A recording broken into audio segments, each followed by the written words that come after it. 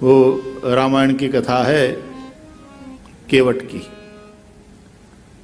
तो उसमें बड़ा सुंदर भाव पूज्य पंडित प्रवर श्री राम किंकर जी महाराज ने बताया है कि केवट ने जब राम लक्ष्मण सीता को गंगा पार कराया और उस पार जाकर के केवट उतरी दंडवत कीना, और प्रभु ही सकुच यही नहीं कछु दीना, तो पिय ही यकीसी जाननी हारी और मनि मुदरी मन मुदित उतारी।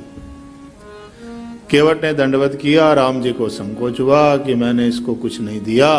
अपने पति के संकोच को जान लिया सियाजू ने और प्रसन्न मन से मुद्रिका उतारी।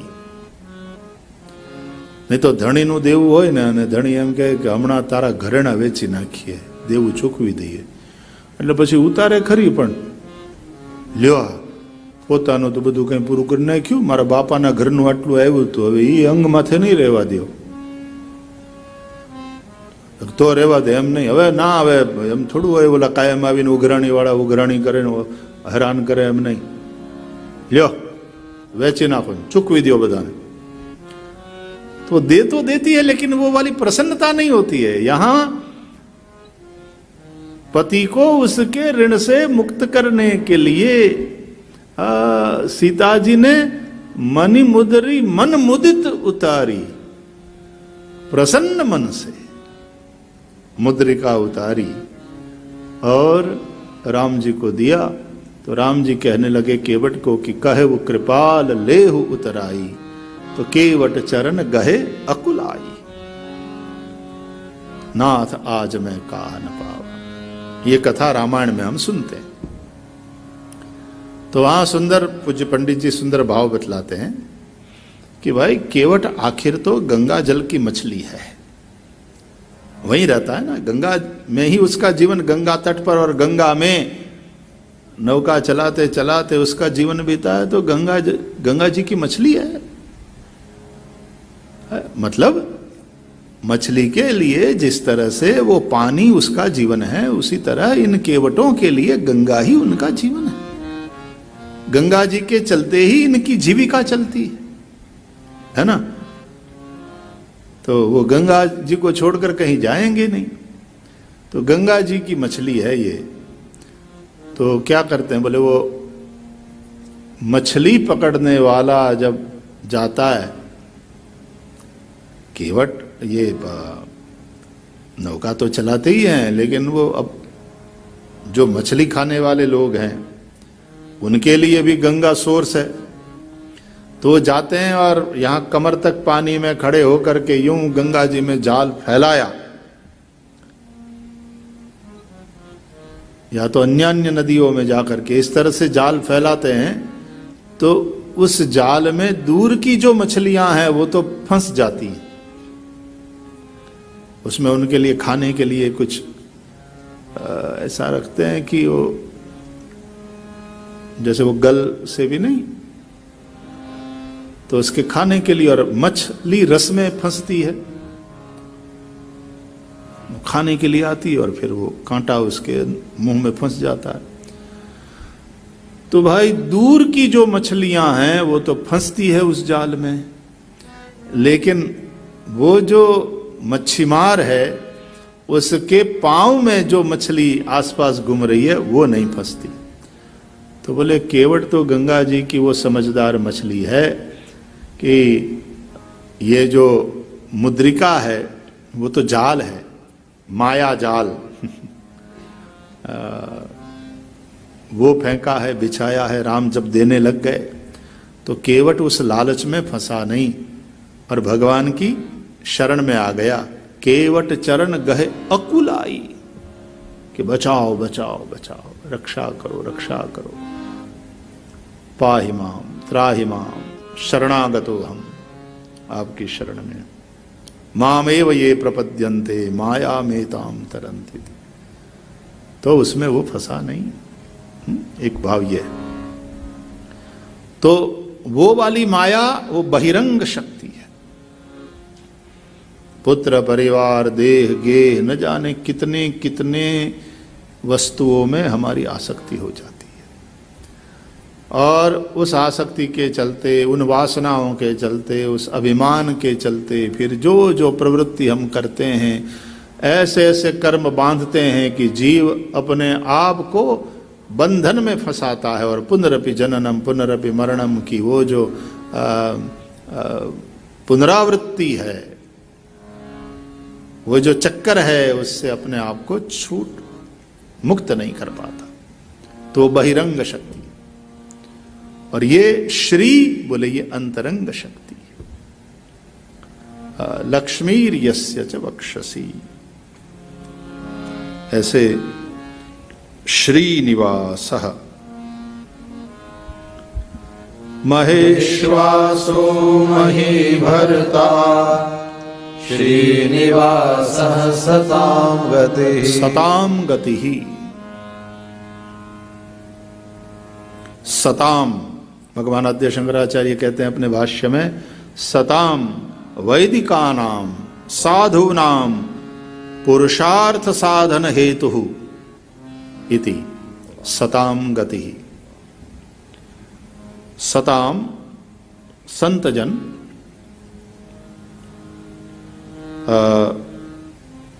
वैदिक धर्मावलंबी सत्पुरुष, ऐसा आद्य शंकराचार्य भगवान अर्थ लगाते हैं, लगाएंगे क्योंकि हमारे सनातन वैदिक धर्म के परम महान आचार्य हैं। तो वैदिकानाम साधुनाम, वैदिक धर्मावलंबी, वैदिक धर्म के अनुसार जीवन जीने वाले साधु पुरुषों के पुरुषार्थ साधन के हेतु होने से, धर्मार्थ काम मोक्ष सब कुछ उन्हीं भगवान से प्राप्त होते हैं। अतः भगवान सताम गति है। तो सज्जनानाम श्रेष्ठानाम गमनम गति ही, सज्जनों की, श्रेष्ठ जनों की गमन गति,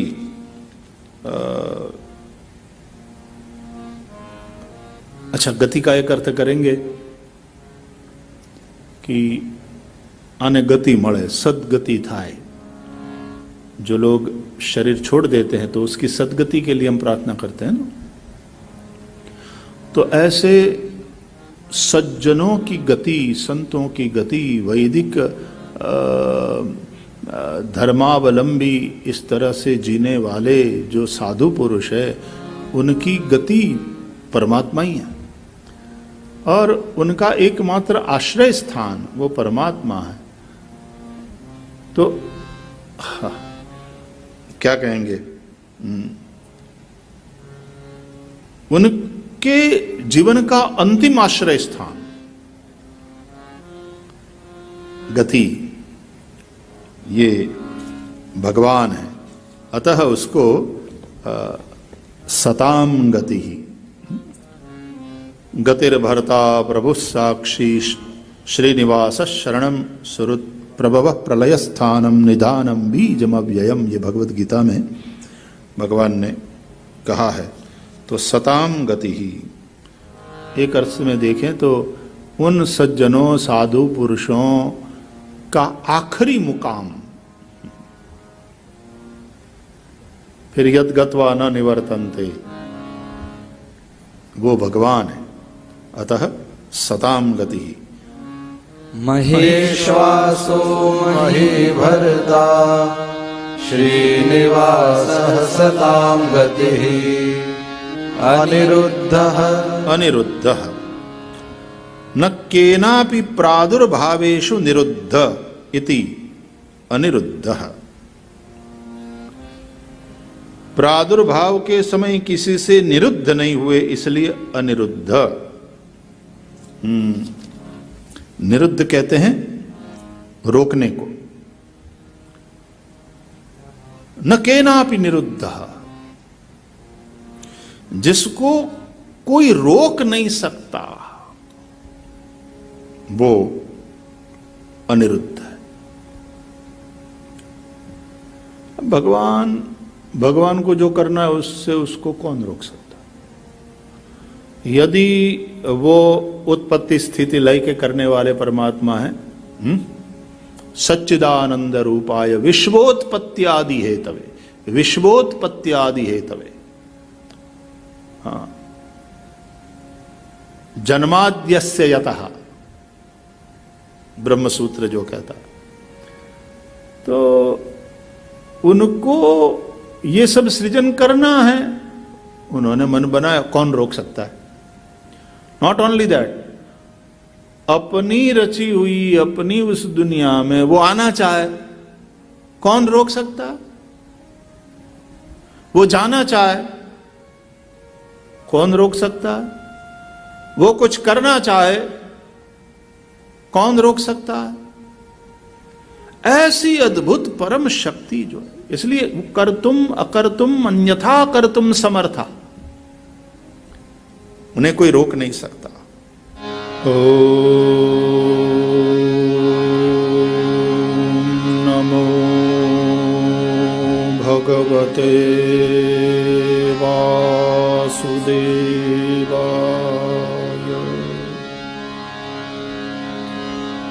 स्वस्ति श्री गणेशाय नमः।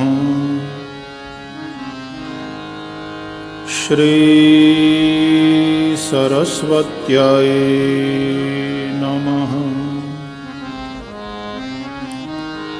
श्री गुरुभ्यो नमः। श्री हरिं परमानन्दम् उपदेष्टारमीश्वरम् व्यापकं सर्वलोकानां कारणं तं नमाम्यहम्। गुरुर्ब्रह्मा गुरुर्विष्णुः गुरुर्देवो महेश्वरः गुरुः साक्षात् परब्रह्म तस्मै श्री गुरवे नमः।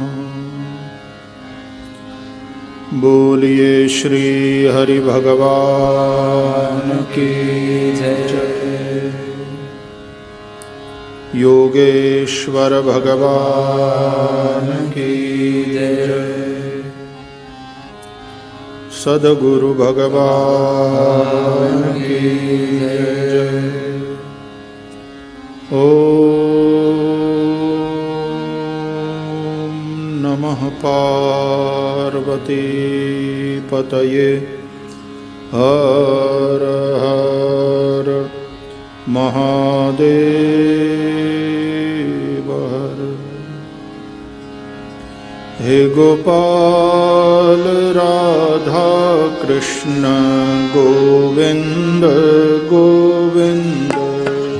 हे गोपाल राधा कृष्ण गोविंद गोविंद। हे गोपाल राधा कृष्ण गोविंद गोविंद। हे गोपाल राधा कृष्ण गोविंद गोविंद। कृष्ण गोविंद गोविंद कृष्ण गोविंद गोविंद। कृष्ण गोविंद गोविंद कृष्ण गोविंद गोविंद। कृष्ण गोविंद गोविंद कृष्ण गोविंद गोविंद। कृष्ण गोविंद गोविंद कृष्ण गोविंद गोविंद। हे गोपाल राधा कृष्ण गोविंद गोविंद। हे गोपाल राधा कृष्ण गोविंद गोविंद।